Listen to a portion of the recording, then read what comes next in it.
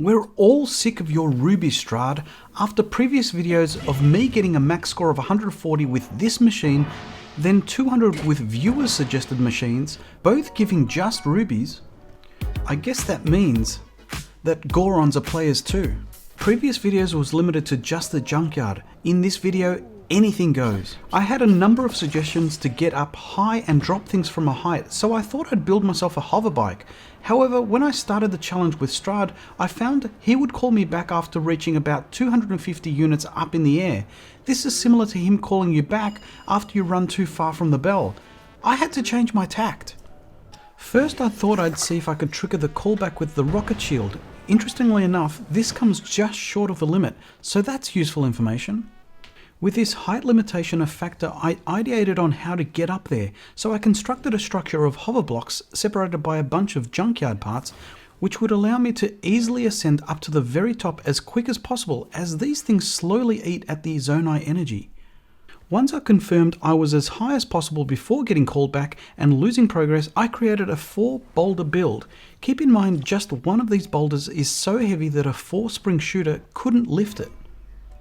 The idea was to get to the top and then auto build using Zonai and then drop it from a height. So I ascended all the way up to 1 hover block at a time, racing to get to the top. When I finally got there, I used the Zonai to auto build and let it drop. I held my breath for a moment. 179, no way you could get much more with this technique, so back to the drawing board. I also had many of you suggesting that I use the spear throw recall. I've got a video linked at the top right and in the description if you want to know the details of how to perform this. In short, you throw a spear, recall it, then ultra hand it to a wing, perform recall on the spear and launch you. As you can see, you quickly get called back by Strade, and if I let myself fly, you can see how far you get up in the Hyrulean heavens. Another idea in a previous video was to skydive into the bell, but as you can see, the game restricts you from doing this. The next trick was to try this with a barrel. It's a bit of trial and error to get it right, but when you do, what score do we get? 71? This one I'd been dying to try. I topped up my Zonai devices to facilitate my experiments. I stacked up 6 springs similar to that of the Yiga clan schematic with an extra 3 springs and give it a whack. Nice! New record!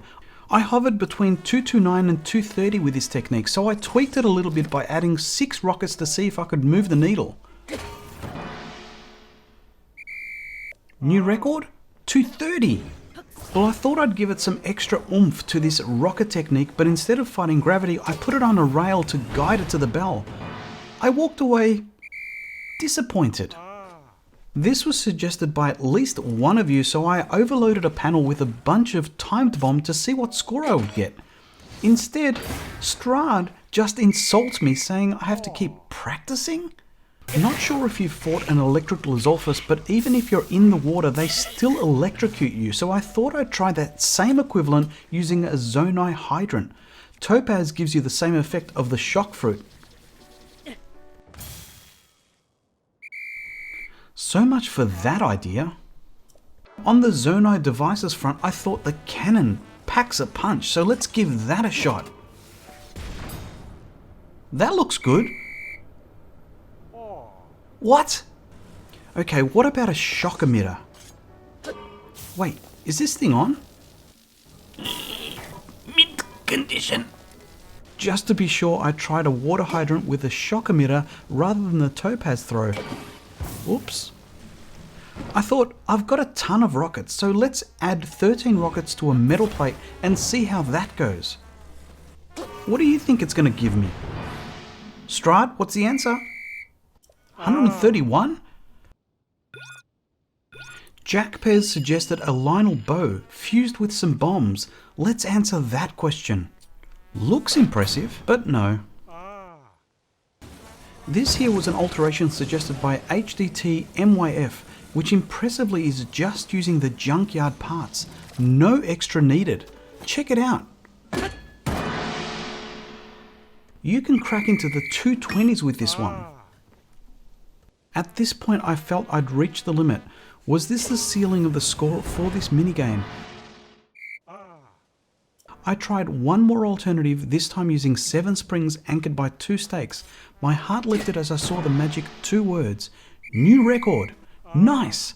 243. And a ruby. If you've managed to get higher than 250, leave a comment along with the description of your build. Feel free to connect via Discord if you've got video proof of your machine. Hit the like if you've enjoyed this video and hope you subscribe. The next video shows you how to turn luminous stones into valuable gems. Like, not rubies.